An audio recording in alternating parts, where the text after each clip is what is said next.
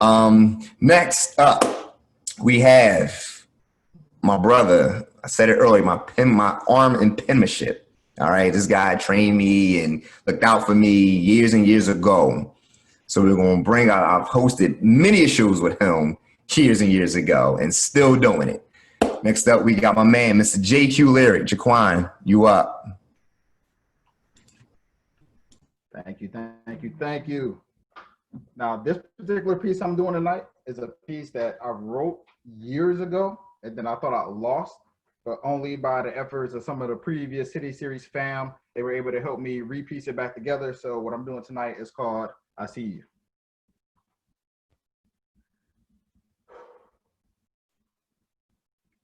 I see you, and I see you. Curtains cover rooms to the left and to the right of you as doctor orders for nurses. Vital signs decline until flat lines can be heard in the room to the immediate left of you.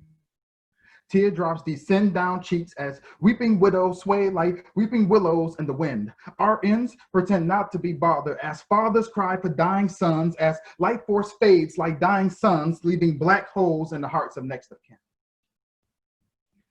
My dad died. You died. And I tried to find a way to save you, but Henry Cavill didn't die, so ain't no Superman to save you from the stroke that took your life. Disbelief arrived shortly before grief. Life and all its logic doesn't seem logical anymore, so the tempo of life changes. Life dances to the tempo of limbo, and I can't two-step to save your life. I couldn't cry. It's like my tears were ducking my tear ducts, drowning in endless cups of coffee trying to stay awake. Can't sleep with grandma in the late stages of Alzheimer's. She used to tell me that she loved me, but now she doesn't even know me. Perfect strangers. Bound by relationship, couldn't help her understand the situation. Girlfriend back home trying to reach out, but can't bring me back from you. Pushed her away with my poker face smile, made her think I was fine when the whole while I wasn't. As I sit in silence, wondering what led you here, I tell you I love you, but you don't hear me. Your body doesn't respond. It's like it fears me. Pain steers me away from the plane of emotion, encroaching ever closer to empty logic. My head feels heavy. I close my valves of communication. I change. Transmutation grips me, slipping me into a trance-like state. Nurses arrive to switch shifts as your quality of life shifts from barely active to vegetative state, and I still see their faces.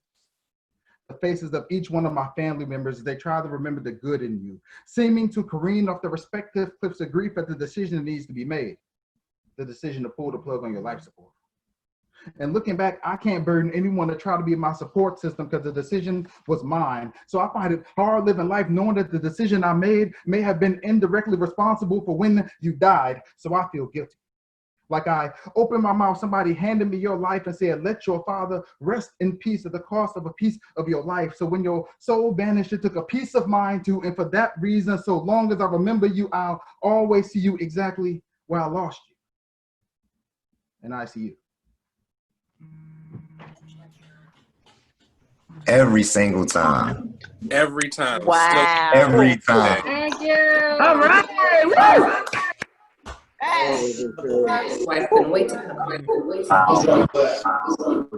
That was that part about the grandma. Don't